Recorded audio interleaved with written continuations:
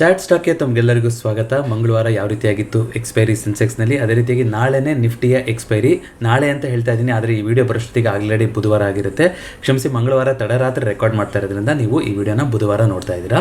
So ನಿನ್ನೆ ಯಾವ ರೀತಿಯಾಗಿತ್ತು ಹಾಗಾದರೆ ಅಂತ ನೋಡ್ತಾ ಹೋಗೋದಾದರೆ, ಸೊ ಆಲ್ಮೋಸ್ಟ್ ಏನು ಡಿಫೆನ್ಸ್ ಸೆಕ್ಟ್ರಲ್ಲಿ ಒಂದು ಪಾಸಿಟಿವಿಟಿ ಅಂತ ಇತ್ತು, ಅದು ಕಂಟಿನ್ಯೂ ಆಗಿತ್ತು. ಸೊ BEL 3.95% ಅಪ್ಮೌಂಟ್ ಬಂದಿರೋದ್ರ ಮೂಲಕ ಅದೇ ನಿನ್ನೆಯ ನಿಫ್ಟಿ 50ಯ ಟಾಪ್ ಗೇನರ್ ಆಗಿತ್ತು. ಅದೇ ರೀತಿಯಾಗಿ ರಿಲಯನ್ಸಲ್ಲಿ ಕೂಡ ಆ ಪಾಸಿಟಿವಿಟಿ ಅಂತ ಏನಿತ್ತು ಅದು ಕಂಟಿನ್ಯೂಷನ್ ಆಗಿತ್ತು. ಆದರೆ banking sector, pharma sector, cement sector ಇದರಲ್ಲೆಲ್ಲ ಕೆಲವೊಂದರಲ್ಲಿ ಸೆಲ್ಲಿಂಗು ನೋಡಲಿಕ್ಕೆ ಸಿಕ್ಕಿತ್ತು. ಹಾಗಾಗಿ ಓವರಾಲ್ ಮಾರ್ಕೆಟು ಒಂದು ಫ್ಲಾಟಲ್ಲಿ ಆಯಿತು. ಓಪನಿಂಗ್ ಚೆನ್ನಾಗಾದ್ರೂ ಕೂಡ ಇಡೀ ದಿನ ಫ್ಲಾಟಲ್ಲಿ ಉಳಿತಾ ಹೋಯಿತು. ಟಾಪ್ ಲೂಸರ್ ನಿನ್ನೆ ಅಂತ ನಾವು ನೋಡ್ತಾ ಹೋಗೋದಾದರೆ ಐ ಥಿಂಕ್ ಕೋಲ್ ಇಂಡಿಯಾ ಅಂತ ಕಾಣಿಸುತ್ತೆ. 2% ಒಂದು ಕರೆಕ್ಷನ್ ಬಂದಿರೋದ್ರ ಮೂಲಕ ಅದೇ ನಿನ್ನೆಯ ಟಾಪ್ ಲೂಸರ್ ಆಗಿತ್ತು. ಅದೇ ರೀತಿಯಾಗಿ ನಿಫ್ಟಿ ನೆಕ್ಸ್ಟ್ 15ನಲ್ಲಿ ಅಂತ ನಾವು ನೋಡ್ಕೊಂಡ್ಬಂದರೆ ಅದರಲ್ಲೂ ಕೂಡ ಮಿಕ್ಸ್ ಸೆಂಟಿಮೆಂಟ್, ಆದರೆ ಮೋಸ್ಟ್ಲಿ ಒಂದು ನೆಗೆಟಿವ್ ಸೈಡೇ ಇತ್ತು. HAL 4% ಅಮೌಂಟ್ ಬಂದಿತ್ತು, ಬಾಷಲ್ಲಿ 3% ಬಂದಿತ್ತು. ಆದರೆ TVS ಮೋಟರ್ಸಲ್ಲಿ 3.24%. ನೋಡಿ, TVS ಮೋಟರ್ಸ್ ಅಂದಾಗ ನೆನಪಾಯ್ತು. ಇವತ್ತು ಸಪ್ರೇಟ್ ನ್ಯೂಸ್ ಸೆಕ್ಷನ್ ಮಾಡ್ತಾ ಇಲ್ಲ ನಾನು. ಆದರೆ ಈ US ಅಲ್ಲಿ ಇವಾಗ ಆಟೋ ಸೆಕ್ಟರ್ಗೆ ಏನು ಒಂದು ಇಂಪ್ಯಾಕ್ಟ್ ಬರ್ತಾ ಇದ್ದಿಲ್ಲ, ಟ್ಯಾರಿಫ್ ಅಂತ ಇದು ಬಂತು ಅಂತಂದರೆ ಅವಾಗ ಏನಾಗ್ತಾ ಹೋಗುತ್ತೆ, ಒಂದು ಯಾರ್ಯಾರು ಆಟೋ ಪಾರ್ಟ್ಸ್ಗಳನ್ನು ಎಕ್ಸ್ಪೋರ್ಟ್ ಮಾಡೋ ಥರದ್ದು ಕಂಪ್ನಿಗಳಿದೆ ಅಂಥವರಿಗೆ ಇಂಪ್ಯಾಕ್ಟ್ ಆಗುತ್ತೆ ಅಂತ ಬಂದಿದೆ. ಸೊ ಅದು ನಿಮಗೆ ಗೊತ್ತಿರಬೇಕು. ಜೊತೆಗೆ ಏತರ್ ಕಂಪ್ನಿದು ಒಂದು IPO ಕೂಡ ಬರ್ತಾ ಇದೆ. ಐ ಥಿಂಕ್ ಇವತ್ತು ಲಾಸ್ಟ್ ಡೇಟ್ ಆಗಿರುತ್ತೆ ಅದಕ್ಕೆ ಸಬ್ಸ್ಕ್ರೈಬ್ ಆಗೋಕ್ಕೆ. ಸಬ್ಸ್ಕ್ರಿಪ್ಷನ್ ಕಂಪ್ಲೀಟಾಗಿ ಆಗಿರಲಿಲ್ಲ, ರಿಟೇಲ್ ಕೋಟ ಕಮ್ಮಿನೇ ಇತ್ತು, ಕೆಲವೊಂದು ಫ್ರೆಶ್ ಇಶ್ಯೂನೂ ಇದೆ, ಕೆಲವೊಂದು ಆಫರ್ ಫಾರ್ ಸೇಲು ಇದೆ. ಇದುವರೆಗೂ ಕಂಪನಿ ಪಾಸಿಟಿವ್ ಆಗಿ ಬರೋಕ್ಕೆ ಆಗಿಲ್ಲ. ಎಕ್ಸ್ಪೆನ್ಸಸ್ ವರ್ಷದಿಂದ ವರ್ಷಕ್ಕೆ ಜಾಸ್ತಿ ಆಗ್ತಾನೆ ಬರ್ತಾ ಇದೆ. ಸೊ ವ್ಯಾಲ್ಯೂಯೇಷನ್ನ ನೋಡಿಕೊಂಡು ಪಾರ್ಟಿಸಿಪೇಟ್ ಮಾಡಬೇಕು ಅಂತಿದ್ರೆ ನೋಡಿ, ನಿಮ್ಮ ಅನಾಲಿಸಿಸ್ನ ಮಾಡಿ, ರೆಡ್ ಹೇರಿಂಗ್ ಪ್ರಾಸ್ಪೆಕ್ಟಸ್ನ ಓದಿ ಮಾಡಿ. ಏನಿದು ರೆಡ್ ಹೇರಿಂಗ್ ಪ್ರಾಸ್ಪೆಕ್ಟಸ್ ಯಾರಿಗಾದ್ರೂ ಗೊತ್ತಿಲ್ಲ ಅಂತಂದರೆ ಅದ್ರ ಬಗ್ಗೆ ಡೆಡಿಕೇಟೆಡ್ ವಿಡಿಯೋ ಇದೆ, ನೀವು ಅದನ್ನು ಚೆಕ್ಔಟ್ ಮಾಡ್ಬೋದು. ಸೊ ಕಾಂಪಿಟೇಷನ್ ಅದು ಖಂಡಿತ ಟೂ ವೀಲರ್ ಸೆಗ್ಮೆಂಟಲ್ಲಿ ಜಾಸ್ತಿ ಇದೆ. ಏತರ್ ಒಂದು ಒಳ್ಳೆ ಹೆಸರನ್ನು ಮಾಡಿದೆ. ಸೊ ಲಾಂಗ್ ಟರ್ಮ್ ದೃಷ್ಟಿಯಿಂದ ಅಂತಂದರೆ ನೀವು ಕನ್ಸಿಡರ್ ಮಾಡ್ಬೋದೇನೋ. ಆದರೆ ಇಮಿಡಿಯೇಟಾಗಿ IPO ಗೇನಿಗೆ ಅಂತ ಇನ್ವೆಸ್ಟ್ ಮಾಡಬೇಕು ಅಂತಂದರೆ ಆ ಥರದ್ದು ಯಾವುದೇ ರೀತಿ ಅಂತ ಜೋಶ್ ಕಾಣಿಸ್ತಾ ಇಲ್ಲ. ಹಾಗಿದ್ದಾಗ ಸೊ IPOಗೆ ಹಾಕೊಂಡು ಯಾಕೆ ಮಾರ್ಕೆಟ್ ಏನಾಗುತ್ತೆ ಏನು ಅಂತ ನೋಡ್ಕೊಂಡು ಕಾಯಬೇಕು. ಲಿಸ್ಟ್ ಆದಮೇಲೂ ಕೂಡ ಅನಾಲಿಸಿಸ್ ಮಾಡಿ ತೊಗೊತ ಹೋಗ್ಬೋದು. ಸೊ ಯಾವುದೇ ರೀತಿ ಅಂತ ಅರ್ಜೆಂಟ್ ಇಲ್ಲ. ಸೊ ನೋಡಿಕೊಂಡು ಇನ್ವೆಸ್ಟ್ ಮಾಡೋರು ಮಾಡಿ ಅಂತ ಹೇಳ್ತೀನಿ. ಅದೇ ರೀತಿಯಾಗಿ ನಿಫ್ಟಿ ಯಾವ ರೀತಿಯಾಗಿತ್ತು, ಇವತ್ತು ಒಂದು ದೊಡ್ಡದಾಗಿ ಒಂದು ಗ್ಯಾಪ್ ಓಪನಿಂಗ್ ಆಯ್ತಲ್ವ, ಇಲ್ಲಿ ಓಪನ್ ಆಯಿತು. ಓಪನ್ ಆಗಿ ಆಲ್ಮೋಸ್ಟ್ ತುಂಬ ಒಂದು ಪಾಸಿಟಿವಿಟಿ ಕಡೆ ಹೊರ್ತಾ ಹೋಯಿತು. ಆಶ್ಚರ್ಯಕರ ಅಂತ ಅನಿಸ್ತಾ ಹೋಯಿತು. ನಾನು ಏನೇ ಹೇಳಿದ್ದೀನಿ ನಿಮಗೆ, ಪಾಸಿಟಿವ್ ಕಡೆಗೆ ನಾನು ಸ್ವಲ್ಪ ಇಲ್ಲ ಅಂತಲೇ ಹೇಳಿದ್ದೀನಿ. ವಾರ್ ಸಿಚುವೇಶನ್ ಎಲ್ಲ ಬರೋಕ್ಕಿಂತ ಮುಂಚೆ ಮಾತಾಡಿದ್ದು. ಯಾಕೆ, ಬೇಸ್ಡ್ ಆನ್ ಏನೊಂದು ಪ್ರೈಸ್ ಆ್ಯಕ್ಷನ್ ಆಗಿದೆಯೋ ಅದು 2,000 ಪಾಯಿಂಟ್ಗಳು 2 ವಾರದಲ್ಲಿ ಆಗಿದ್ದಾಗ ಇಲ್ಲಿ ಏನು ಎಕ್ಸ್ಪೆಕ್ಟ್ ಮಾಡ್ತಾ ಇದ್ದೀವಿ, ಒಂದು ದೊಡ್ಡ ಕನ್ಸಾಲಿಡೇಷನ್. ಅಂದರೆ ಒಂದು 2 ವಾರ ಸುಮ್ಮನೆ ನಿಂತ್ಕೋಬೇಕಿಲ್ಲ ನಿಫ್ಟಿ ಇವಾಗ. ಆಯಿತಾ, ಈಗ 2 ವಾರದಲ್ಲಿ 2,000 ಪಾಯಿಂಟ್ಸ್ ಬಂದಿರೋದಕ್ಕೆ 2 ವಾರ ನಿಂತ್ಕೊಂಡ್ರು ಆಶ್ಚರ್ಯ ಇಲ್ಲ. 2 ವಾರ ನಿಂತ್ಕೋಬೇಕು. ಇಲ್ಲ ಒಂದು ತ್ವರಿತವಾಗಿ ಒಂದು ಕರೆಕ್ಷನ್ ಆಗಿ ಈ ಒಂದು ಏನು ದೊಡ್ಡ ಒಂದು ಗ್ಯಾಪ್ ಇದೆ ಇಲ್ಲಿ ಕಂದಕ, ಇದನ್ನು ಫಿಲ್ ಮಾಡಿಕೊಂಡು ಮೇಲ್ಗಡೆ ಹೋಗ್ಬೇಕು. 2 ಪಾಸಿಬಿಲಿಟಿ ಅಂತ. ಸೊ ಏನೇ ಮೇಲ್ಗಡೆ ಹೋಗ್ತೀನಿ, ಅಟೆಂಪ್ಟ್ ಮಾಡ್ತೀನಿ, FIಗಳು ಕಂಟಿನ್ಯೂಸ್ ಆಗಿ ಬೈ ಮಾಡ್ತಾ ಇದ್ದಾರೆ, ಏನೇ ಪಾಸಿಟಿವಿಟಿ ಇದ್ರೂ ನಮ್ಮ ಪ್ರೈಸ್ ಆ್ಯಕ್ಷನು, ನಮ್ಮ ಸೆಟಪ್ಪು ಕೂತ್ಕೊಳೋದಿಲ್ಲ. ಬಸ್ ಸ್ಟ್ಯಾಂಡ್ ಮೆಥಡು ಇದಕ್ಕೆ ಕೂರೋದಿಲ್ಲ. ಹಾಗಾಗಿ ಮೇಲ್ಗಡೆ ಹೋಗ್ತೀರಿ ಅಂತಂದ್ರೂ ನಾವು ಏನು ಯೋಚನೆ ಮಾಡಬೇಕು, ಸೆಲ್ ಮಾಡೋದಕ್ಕೆ ಅಥವಾ P ಬೈ ಮಾಡೋದಕ್ಕೆ ಆಪರ್ಚುನಿಟಿ ಇದೆಯಾ ಅಂತಲೇ ನೋಡ್ತಾ ಇರ್ತೀವಿ. ಇವತ್ತು ಕೂಡ ಅದೇ ರೀತಿಯಾದಂಥ ಸೆಂಟಿಮೆಂಟ್ ಇತ್ತು ಸೆನ್ಸೆಕ್ಸಲ್ಲಿ ಕೂಡ. ಇವತ್ತು P ಬೈಯರ್ಸು ಸ್ವಲ್ಪ ಲಾಂಗ್ ಟೈಮ್ ತನಕ ಇಟ್ಕೊಂಡಿರಿ, ಕೊನೆ ತನಕ ಒಂದು ಸ್ಟೇ ಮಾಡಿ ಅಂತ ಮಾರ್ಕೆಟಲ್ಲಿ ಅಂತ ಹೇಳಿದ್ದೆ ನಾನು. ಆದರೆ ಆ ಥರ ಆಗಲಿಲ್ಲ ಸೆಂಟಿಮೆಂಟು. ಇಡೀ ದಿನ ಫಸ್ಟ್ ಹಾಫಲ್ಲಿ ಏನು ಒಂದು ದೊಡ್ಡ ಕ್ಯಾಂಡಲ್ ಬಂತು, ಇಡೀ ದಿನ ಅದರೊಳಗಡೆ ಮುಗಿಸ್ತಾ ಹೋದ್ರು. ಸೇಮ್ ನಿಫ್ಟಿ ಹೆಂಗಿತ್ತು, ಸೆನ್ಸೆಕ್ಸಲ್ಲೂ ಕೂಡ ಅದೇ ರೀತಿಯಾಗಿ ಒಂದೇ ರೇಂಜಲ್ಲಿ ಕ್ಲೋಸಿಂಗ್ ಆಗ್ತಾ ಹೋಯಿತು. ಬಟ್ ಬೆಳಗ್ಗೆ ಮಾತಾಡ್ಕೊಂಡ್ವಿ, ಐ ಥಿಂಕ್ 81,506 ಆಸ್ಪಾಸ್ ರೇಂಜ್ ಏನಿದೆ ಅದನ್ನಂತೂ ಇವತ್ತು ಅಲ್ಲಿಂದ ಸೆಲ್ಲಿಂಗ್ ಬರುತ್ತೆ ಅಂತ. ಸೊ ಅಲ್ಲಿ ಒಂದು ಒಳ್ಳೆ ಟ್ರೇಡು ಆಪರ್ಚುನಿಟಿ ಸಿಕ್ಕಿತ್ತು ಆ ಟೈಮ್ ಬಿದ್ದಾಗ. ನೋಡಿ, ಈ ಥರ ದಿನಗಳಲ್ಲಿ P ಬೈ ಮಾಡಿದರೆ ಲಾಭ ಆಗಿರಲ್ವಾ? ಆಗಿರುತ್ತೆ. ಯಾವಾಗ ಆಗಿರುತ್ತೆ, ಇಲ್ಲಿ ಯಾವಾಗಲೂ ಈ ಬಾರ್ ಬಂದಿದೆಯಲ್ಲ, ಈ ಬಾರಲ್ಲಿ ಅಥವಾ ಇದಿಷ್ಟರಲ್ಲಿ ನೀವೆಲ್ಲೇ ಎಕ್ಸಿಟ್ ಆದ್ರೂ ನಿಮಗೆ ಒಳ್ಳೆ ಲಾಭ ಆಗಿರುತ್ತೆ. ಅದಾದಮೇಲೆ ಅಲ್ಲೇ ನಿಂತರೂ ಕೂಡ ಅಲ್ಲಿ ತೀಟಾ ಡಿಕೆ ಅನ್ನೋದು ಆಗ್ತಾ ಇರೋದಿಲ್ಲ. ಹಾಗಾಗಿ ಅಂದರೆ ತೀಟಾ ಡಿಕೆ ಆಗ್ತಾ ಹೋಗಿರುತ್ತೆ. ಸೊ ಹಾಗಾಗಿ ನಿಮಗೆ ಡೆಲ್ಟಾ ನಿಮ್ಮ ಕಡೆ ಬರೋದಿಲ್ಲ. ಸೊ ಏನಾದ್ರೂ ಗೇನ್ ಸಿಗಲ್ಲ. ಈ ಥರ ಜೋರಾಗಿ ಬರ್ತಿದೆ ಅಂತಂದಾಗ ಏನಾಗ್ತಾ ಹೋಗುತ್ತೆ, ಸ್ವಲ್ಪ ಊದ್ಕೊಳುತ್ತೆ ಅದಕ್ಕೆ ಅಲ್ವಾ. ಸೊ ಊದ್ಕೊಳೋದ್ರಿಂದ ನಿಮಗೆ ಅಲ್ಲಿ ತೀಟಾ ಕೂಡ ಆ್ಯಡ್ ಆಗೋದ್ರಿಂದ ನಿಮ್ಗೆ ಏನಾಗ್ತಾ ಹೋಗುತ್ತೆ, ಒಳ್ಳೆ ರೀತಿಯಾದಂಥ ಪುಷ್ ಸಿಕ್ಕಿರುತ್ತೆ. ಬಟ್ ಒಂದ್ಸಲ ಆಗಿ ಅದಾದಮೇಲೆ ಅದೇ ಝೋನಲ್ಲಿ ನಿಂತ್ಕೊಂತು ಅಂದರೆ ಇಲ್ಲಿ P ಬೈ ಮಾಡಿಕೊಂಡು ಕೊನೆ ತನಕ ಉಳಿದಿದ್ರೆ ಆಪರ್ಚುನಿಟಿ ಇರಲ್ಲ. ಬಟ್ ಸೆಲ್ ಮಾಡಿದರೆ ಯಾರಾದ್ರೂ ಅಂದರೆ ಕಂಪ್ಲೀಟಾಗಿ ತೀಟಾ ಫುಲ್ಲು ಕಂಪ್ಲೀಟಾಗಿ ಡಿಕೆ ಆಗ್ತಾ ಹೋಗಿರುತ್ತೆ. ಸೊ ಅದಕ್ಕೋಸ್ಕರ we need to choose our day. ಈಗ ಇನ್ನೂ ಕೆಳಗಡೆ ಬರೋ ಥರ ಸೆಂಟಿಮೆಂಟ್ ಕೊಟ್ಟಿದೆಯಾ, ಗ್ಯಾಪ್ ಓಪನಿಂಗ್ ಮತ್ತೊಂದಾಗಿದೆ. ಸೊ ಈಗ ಇಮಿಡಿಯೇಟಾಗಿ P ಬೈ ನೋಡಿ ಇಲ್ಲ ಅಂತಲ್ಲ. ಯಾಕೆ P ಬೈ ಆಪರ್ಚುನಿಟಿ ಇದೆ ಅಂತ ನಾವು ಮಾತಾಡ್ಕೊಂಡ್ವಿ ಅಂದರೆ ನೋಡಿ, ಇದು ನಾಳೆಗೆ ಆಗಿರ್ಬೋದು, ನಾಳೆ ಬೆಸ್ಟ್ ಡೇ ಆಗಿರ್ಬೋದು P ಬೈಗೆ. ಯಾಕೆ ಹೇಳ್ತಾ ಇದ್ದೀನಿ ಅಂದರೆ, ಈ ಥರ ಒಂದು ರೇಂಜಲ್ಲಿ ಮಾಡಿರುತ್ತೆ, ಆ ರೇಂಜನ್ನು ಮಾಡಿ ಒಂದು ಗ್ಯಾಪ್ ಓಪನಿಂಗ್ ಆಗಿ ಅಲ್ಲಿಂದ ಸೆಲ್ಲಿಂಗ್ ಬಂದಿರುತ್ತೆ. ಐ ಥಿಂಕ್ ಬ್ಯಾಂಕ್ ನಿಫ್ಟಿನಲ್ಲಿ ಆ ಪ್ಯಾಟರ್ನ್ಗಳು ನಿಮಗೆ ಸುಮಾರು ಸಲ ಸಿಕ್ಕಿದೆ. ರೆಗ್ಯುಲರ್ ಆಗಿ ನಾವು ಚಾರ್ಟ್ ಸ್ಟಾಕಲ್ಲಿ ಕೂಡ ಅದನ್ನ ಮಾತಾಡಿದ್ದೀವಿ. ಅಂದರೆ ಎಕ್ಸ್ಪೆಕ್ಟೇಷನ್ ಗ್ಯಾಪ್ ಅಪ್ ಓಪನಿಂಗ್ ಆಯಿತು, ಇಲ್ಲಿ ಚೆನ್ನಾಗುತ್ತೆ ಅಂತ ಎಕ್ಸ್ಪೆಕ್ಟೇಷನ್ ಇರುತ್ತೆ. ಆದರೆ ಏನಾಗುತ್ತೆ, ಮಾರ್ಕೆಟು ಅಲ್ಲಿಂದ ಕೆಳಗಡೆ ಬರ್ತಾ ಹೋಗುತ್ತೆ. ಇವತ್ತು ನೋಡಿ ಅದೇ ಅಟೆಂಪ್ಟ್ ಆಗಿರುವಂಥದ್ದು. ಆ ಅಟೆಂಪ್ಟಿಗೆ ಜಾಗ ಇಲ್ಲ ಅಂತ ಇವತ್ತು ಹೇಳಿದೆ. ನಾಳೆ ಅದನ್ನು ಕಂಟಿನ್ಯೂಷನ್ ಬಂತು ಅಂತಂದರೆ ಓಕೆ, ಇಲ್ಲಿ ಸೆಲ್ಲರ್ಸ್ ಏನಿದ್ದಾರೆ ಅವರು ನಾಳೆ ಗಟ್ಟಿ ಆದರು ಅಂತ ನಾವು ಅನ್ಕೊತ ಹೋಗಬೇಕು.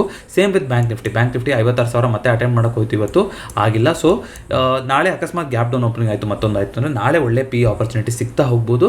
ಇಲ್ಲ ಅಂತಂದರೆ ಮಾರ್ಕೆಟು ಸುಮಾರು ದಿನ ಒಂದೇ ರೇಂಜಲ್ಲೇ ಉಳಿಬೇಕು ಅನ್ನೋ ಥರದ್ದೇ ಎಕ್ಸ್ಪೆಕ್ಟೇಷನ್ ಇದೆ. ಸೊ ಮಾರ್ಕೆಟು ರೇಂಜ್ ಬೌಂಡ್ ಆಗಿರುತ್ತೆ. ಸೊ ತುಂಬ ಅಗ್ರೆಸಿವ್ ಆಗಿ ತಗೊಳ್ಳೋಂಥ ಸಾಧ್ಯತೆ ಏನು ಕಾಣಿಸ್ತಾ ಇಲ್ಲ ನನಗೆ. ಅದೇ ರೀತಿಯಾಗಿ ಇಂಡಿಯಾ ವಿಕ್ಸು ತಿರ್ಗಾ 17 ಮೇಲ್ಗಡೆನೇ ಕೂತಿದೆ. ಸೊ ಅದನ್ನು ನೋಡ್ತಾ ಇರಬೇಕು ನೀವು. ಗೋಲ್ಡಲ್ಲಿ ಸ್ವಲ್ಪ ಕರೆಕ್ಷನ್ ಆಗಿತ್ತು, ಇವತ್ತು ನೋಡಿ ಮತ್ತೆ ಮೇಲ್ಗಡೆ ಹೋಗಿದೆ. ಅಕ್ಷಯ ತೃತೀಯ ಅಂತ ಕೆಲವೊಂದು ಜ್ಯುವೆಲರ್ಸು ಅಲ್ಲಿ ಇಲ್ಲೆಲ್ಲ ಒಂದಿಷ್ಟು ಡಿಸ್ಕೌಂಟ್ಗಳು ಕೊಡ್ತಾ ಇದ್ದಾರೆ. 4 ಗ್ರಾಮ್ ತೊಗೊಂಡ್ರೆ 2,000 ರೂಪಾಯಿ ಡಿಸ್ಕೌಂಟ್, ಈ ಥರ ಎಲ್ಲ ನೋಡಿದೆ ಆ್ಯಡು. ಸೊ ನೋಡಿ ಆ ಥರ ಎಲ್ಲ ತೊಗೊಳ್ಳೇಬೇಕು ಅಂತ ಇದೆ ಅಂದರೆ ಆ ಥರದ್ದು ನೋಡಿ ಸ್ವಲ್ಪ ರಿಸರ್ಚ್ ಮಾಡಿ ಸ್ವಲ್ಪ ನೆಗೋಷಿಯೇಟ್ ಮಾಡಿಕೊಂಡು ತೊಗೊಳ್ಳಿ. ಅದೇ ರೀತಿಯಾಗಿ ಸಿಲ್ವರು ಮತ್ತೆ 98,000 ಸಿಲ್ವರ್ ತುಂಬ ಪಾಸಿಟಿವ್ ಆಗಿ ಹೋಗಿತ್ತು ಇವತ್ತು. ಜೊತೆಗೆ USD INR ಮತ್ತೆ ನೋಡಿ ಇವಾಗ ರುಪಿ 4 ತಿಂಗಳಲ್ಲೇ ಇದು ಸ್ಟ್ರಾಂಗೆಸ್ಟ್, ಅಂದರೆ ಕೆಳಗಡೆ ಬಂದಷ್ಟು ಏನಂತ ಹೇಳಿದ್ದೀವಿ, ರುಪಿ ಸ್ಟ್ರಾಂಗ್ ಆಗಿದೆ ಅಂತ ಅರ್ಥ ಅಲ್ವಾ. 4 ತಿಂಗಳಲ್ಲಿ ಇದು ಒಳ್ಳೆ ಲೆವೆಲ್ಗೆ ಬಂದಿದೆ. ಯಾಕೆಂತಂದ್ರೆ ನೀವು ನೋಡ್ತಾ ಬರೋದಾದ್ರೆ ಆಲ್ಮೋಸ್ಟ್ ಲಾಸ್ಟ್ ಡಿಸೆಂಬರಲ್ಲಿ ಯಾವ ಲೆವೆಲ್ಗೆ ಬಂದಿತ್ತು ಆ ಲೆವೆಲ್ಗೆ ಬಂದಿದೆ. ಯಾಕೆಂದರೆ ಕಂಟಿನ್ಯೂಸ್ ಆಗಿ 87, 88 ಎಲ್ಲ ಹೋಗಿತ್ತು. ಈಗ ಲಾಸ್ಟ್ ವರ್ಷ ಡಿಸೆಂಬರ್ ಲೆವೆಲ್ಗೆ ರೂಪಾಯಿ ವಾಪಸ್ ಬಂದಿದೆ, which is a positive sign. ಅದೇ ರೀತಿಯಾಗಿ ಓವರಾಲ್ ಡಾಲರ್ ಇಂಡೆಕ್ಸು ಬೇರೆ ಕರೆನ್ಸಿ ಮೇಲೆ ಇನ್ನೂ ಕೂಡ ವೀಕ್ ಆಗಿದೆ. ಸೊ FIಗಳು ಪಾಸಿಟಿವಿಟಿನ ತೋರಿಸ್ತಾನೆ ಇದ್ದಾರೆ, ಬರ್ತಾನೆ ಇದ್ದಾರೆ. ನೋಡೋಣ ಅದು ಯಾವ ರೀತಿಯಾಗಿ ಕಂಟಿನ್ಯೂ ಆಗುತ್ತೆ ಅಂತ. ಕ್ರೂಡಲ್ಲಿ ಇವತ್ತು ಶಾರ್ಪ್ ಆಗಿ ಫಾಲ್ ಆಗಿದೆ. ಮತ್ತೆ ಯಾವುದಾದ್ರೂ ಒಪೆಕ್ ಕಂಟ್ರೀಸ್ಗಳು ಡಿಮ್ಯಾಂಡ್ನ ಜಾಸ್ತಿ ಮಾಡ್ತೀವಿ ಅಂತ ಹೇಳಿದಾರೋ ಏನೋ ಅಂತ ಗೊತ್ತಿಲ್ಲ. ಇಲ್ಲಿ ನೋಡಿ ಒಂದು ಚಾನಲ್ ಇದೆ, ಚಾನಲ್ ಇರೋ ತನಕ ಭಯ ಇಲ್ಲ ಅಂತ ಮಾತಾಡಿದ್ವಿ. ಆ ಚಾನಲ್ನ ಇವತ್ತು ಅಲ್ಲೋಲೋಕಲ್ಲ ಮಾಡಿದ್ದಾರೆ. ಇನ್ನೂ ಒಂದು ಗಂಟೆ ಸರಿ ಸುಮಾರು ನಾನು ನೆನ್ನೆ ಮಾತಾಡ್ತಾ ಇದ್ದೀನಿ, ನಿಮಗೆ ನಾಳೆ ಸಿಗ್ತಾ ಇರುತ್ತೆ ಆಲ್ರೆಡಿ ಹೇಳ್ದಂಗೆ.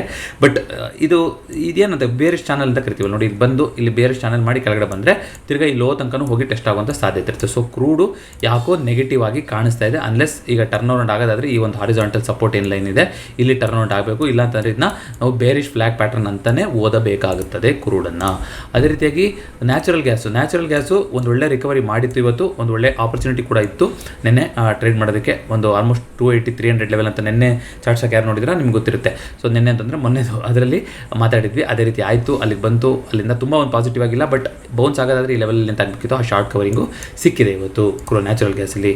ಅದೇ ರೀತಿಯಾಗಿ ಕಾಪರು ಕೂಡ 860 ಆ ಲೆವೆಲ್ ರೆಸಿಸ್ಟೆನ್ಸ್ನ ಈಗಲೂ ಕೂಡ ತಗೊತಾ ಇದೆ. ನೋಡೋಣ ಕ್ರೂಷಿಯಲ್ ಮೆಟಲ್ಸಲ್ಲೆಲ್ಲ ಅದೇ ರೀತಿ ಇದೆ. ಐಫೋನ್ ಮ್ಯಾನುಫ್ಯಾಕ್ಚರಿಂಗ್ ಇಂಡಿಯಾಗೆ ಆಗುತ್ತೆ ಅಂತೆಲ್ಲ ಮಾತಾಡ್ತಾ ಇದ್ವಲ್ಲ, ಇವಾಗ ನೋಡಿ ಅಮೆರಿಕ ಹೇಳ್ಬೋದು ಬಂದು ನಮ್ಮದ್ರಲ್ಲಿ ಮ್ಯಾನುಫ್ಯಾಕ್ಚರಿಂಗ್ ಮಾಡಿಬಿಡಿ ಎಲ್ಲ ಅಂತ ಹೇಳ್ಬೋದು. ಆದರೆ ಮ್ಯಾನುಫ್ಯಾಕ್ಚರಿಂಗಿಗೆ ಮಾಡೋಕ್ಕೆ ಬೇಕಾಗಿರುವಂತಹ ಮೆಷಿನರಿ ಇದೆಯಲ್ಲ ಅದು ಕೂಡ ಮೇಡ್ ಇನ್ ಚೈನಾನೇ. ಈಗ ಚೈನಾ ಏನು ಹೇಳಿದೆ ಅದನ್ನು ಬೇರೆ ದೇಶ ಇಂಪೋರ್ಟ್ ಮಾಡ್ಕೊಳಕ್ಕೆ ಅವರು ತಾಕೀತು ಮಾಡ್ತಾ ಇದ್ದಾರೆ. ಹಾಗಾಗಿ ಇಂಡಿಯಾದಲ್ಲೇ ಮಾಡೋದಾಗಲಿ US ಅಲ್ಲೇ ಮಾಡೋದಾಗಲಿ ಫಸ್ಟ್ ಆಫ್ ಆಲ್ ಮೆಷಿನ್ ಸಿಗಬೇಕಲ್ಲ ಸ್ವಾಮಿ. ವರ್ಷಕ್ಕೆ ಒಂದು ಐಫೋನ್ನ ಲಾಂಚ್ ಮಾಡೋಂಥ ಪದ್ಧತಿ. ಸೊ ಈಗ ಈ ಒಂದು ಸಂಕಟ ಎದುರಾಯಿತು ಅಂತಂದರೆ ಇಂಪೋರ್ಟ್ ಮಾಡ್ಕೊಳೋದಕ್ಕೆ ಮೆಷಿನ್ನ ಐಫೋನ್ 17 ಮಾಡೆಲ್ ಅನಿಸುತ್ತೆ, 17 ಮಾಡಲು ಡಿಲೇ ಆಗುತ್ತೆ ಅಂತಲೂ ಕೂಡ ಆ್ಯಪಲ್ ಸ್ಪೋಕ್ಸ್ ಪರ್ಸನ್ ಅವರು ಮಾತಾಡಿದ್ದಾರೆ. ಜೊತೆಗೆ ಈ ಸಲ 2 ವೀಲರ್ ಸೆಗ್ಮೆಂಟಲ್ಲಿ ಸ್ವಲ್ಪ ಪಾಸಿಟಿವಿಟಿ ಬಂದಿದೆ. ಜೊತೆಗೆ ಸಿಮೆಂಟ್ ಸೆಕ್ಟರ್ದು ಕೂಡ ಒಂದು ಗ್ರೋತ್ ಇದೆ ಅಂತೆಲ್ಲ ಬಂದಿತ್ತು news. So positive negative returns ಕೊಡೋವಂಥದ್ದು ಎರಡೂ ಕೂಡ ಬರ್ತಾ ಇದೆ, ಇಲ್ಲ ಅಂತಲ್ಲ. ನೋಡಿಕೊಂಡು ನೀವು ಯಾವ ಸೆಕ್ಟರಲ್ಲಿ ರೊಟೇಷನ್ ಆಗ್ತಾ ಇದೆ ಅಂತ ಇದ್ರ ಬಗ್ಗೆ ಒಂದು ಡೆಡಿಕೇಟೆಡ್ ವಿಡಿಯೋ ಮಾಡಬೇಕು. ನಾನು ಮುಂದಿನ ವಾರ ಇರೋದಿಲ್ಲ, ಬಟ್ ಸದ್ಯದ ತನಕ ಏನು ಮಾಡಿದ್ದಾರೆ ಈಗ 30ನೇ ತಾರೀಕು ಒಂದು ಡೇಟಾ ಬರಬೇಕು. ಬರಲಿ FIಗಳದ್ದು ಬರುತ್ತೆ. Every 15 days every fortnight basis ಬರುತ್ತಲ್ವಾ. ಹಿಂದೆ ನಾವು ಮಾತಾಡಿದ್ದೀವಿ ಇದನ್ನ FI ಡೇಟಾ ಯಾವ ರೀತಿಯಾಗಿ ಸರಿಯಾಗಿ ನೋಡೋದು ಅಂತ ಒಂದು ವಿಡಿಯೋದಲ್ಲಿ ಮಾತಾಡಿದ್ದೆ.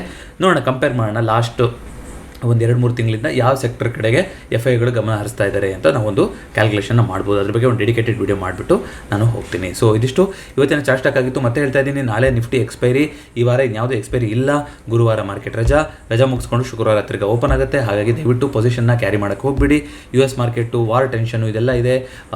ಪಾಕಿಸ್ತಾನ ಜೊತೆ ಚೈನಾ ಸೇರ್ಕೊಳುತ್ತೆ, ಟರ್ಕಿ ಸೇರ್ಕೊಳುತ್ತೆ, ಊಹಾಪೋಹಗಳಿದೆ, ಲಾಹೋರ್ ಅಟ್ಯಾಕ್ ಆಗುತ್ತೆ ಅಂತಿದೆ, ಅದಾಗುತ್ತೆ ಇದಾಗುತ್ತೆ, ಇದೆಲ್ಲದ್ರ ಮಧ್ಯೆ ಇದೆ. ಸೊ ಒಂದು ದಿನ ಮಾರ್ಕೆಟ್ ಇಲ್ಲ ಅಂದರೆ ಆ ಟೈಮಲ್ಲಿ ಏನು ಬೇಕಾದ್ರೂ ನ್ಯೂಸ್ಗಳು ಆಚೆ ಆಗ್ಬೋದು. ವಾಪಸ್ ಓಪನ್ ಆದಾಗ ಪೊಸಿಷನ್ಗಳು ಕಂಟ್ರೋಲಿಗೆ ಸಿಗದ ಸ್ಥಿತಿಯನ್ನು ದಾಟಿ ಹೋಗಿರ್ಬೋದು. ಹಾಗಾಗಿ ಕ್ಯಾರಿ ಮಾಡಲೇಬೇಕು ಅಂತ ಇದ್ದೀರಾ ಅಂತಂದರೆ ದಯವಿಟ್ಟು ನೇಕೆಡ್ ಪೊಸಿಷನ್ನ ಕ್ಯಾರಿ ಮಾಡಬೇಡಿ. ದಯವಿಟ್ಟು ಹೆಡ್ಜ್ ಮಾಡ್ಕೊಂಡು ಕ್ಯಾರಿ ಮಾಡಿ. ಇಲ್ಲ ಅಂತಂದರೆ ತುಂಬ ಕಷ್ಟ ಆಗುತ್ತೆ ಅಡ್ಜಸ್ಟ್ಮೆಂಟ್ ಮಾಡೋವಂಥದ್ದು. ಜೊತೆಗೆ ಈ ಟೈಮಲ್ಲಿ ಈ ಥರ ನ್ಯೂಸ್ ಎಲ್ಲ ಇದೆ, ಡಿಪೆಂಡೆನ್ಸಿ ಇದೆ ಅಂತಂದಾಗ ಅಷ್ಟು ಕ್ಯಾಪಿಟಲ್ನ ಡಿಪ್ಲಾಯ್ ಮಾಡೋ ಥರ ಟ್ರೇಡ್ನ ಎಕ್ಸಿಕ್ಯೂಟ್ ಮಾಡೋಕ್ಕೆ ಹೋಗಬಾರ್ದು. ಇವೆಲ್ಲ ಬೇಸಿಕ್ ರೂಲ್ಸು. ಹೋಪ್ಫುಲಿ ಅದನ್ನೆಲ್ಲ ಫಾಲೋ ಮಾಡ್ತಾ ಇದ್ದೀರಾ ಅಂತ ಅನ್ಕೊತೀನಿ. ಟರ್ಮ್ ಇನ್ಶೂರೆನ್ಸ್ ಇನ್ನೂ ಯಾರಾದರೂ ಮಾಡಿಸಿಲ್ಲ ಅಂತಂದರೆ ಪ್ರತಿ ವಿಡಿಯೋದ ಕೆಳಗಡೆ ಟರ್ಮ್ ಇನ್ಶೂರೆನ್ಸ್ ಗೈಡ್ ಮತ್ತು ಫಾರ್ಮ್ನ ಕೊಟ್ಟಿರ್ತೀನಿ. ದಯವಿಟ್ಟು ಅದನ್ನ ಫಿಲ್ಅಪ್ ಮಾಡಿ ಬಜಾಜ್ ಸಿಬ್ಬಂದಿ ನಿಮಗೆ ಸೂಕ್ತವಾದ ಟರ್ಮ್ ಇನ್ಶೂರೆನ್ಸ್ ತೊಗೊಳಕ್ಕೆ ಹೆಲ್ಪ್ ಮಾಡ್ತಾ ಹೋಗ್ತಾರೆ. ಎಮರ್ಜೆನ್ಸಿ ಫಂಡ್ ಬಿಲ್ಡ್ ಮಾಡೋದಕ್ಕೆ ದಯವಿಟ್ಟು ಈ ವರ್ಷ ಗಮನ ಕೊಡಿ ಅಂತ ಕೇಳ್ಕೊತೀನಿ. ಮತ್ತೊಂದು ಚಾರ್ಟ್ ಸ್ಟಾಕ್ನೊಂದಿಗೆ ಭೇಟಿಯಾಗೋಣ. ಅಲ್ಲಿ ತನಕ ಚಾನಲ್ ನೋಡ್ತಾರೆ, ಲೈಕ್ ಮಾಡಿ ಹಾಗೂ ಚಾನಲ್ಗೆ ಸಬ್ಸ್ಕ್ರೈಬ್ ಮಾಡಿ. ಮತ್ತೊಮ್ಮೆ ಸಿಗೋಣ.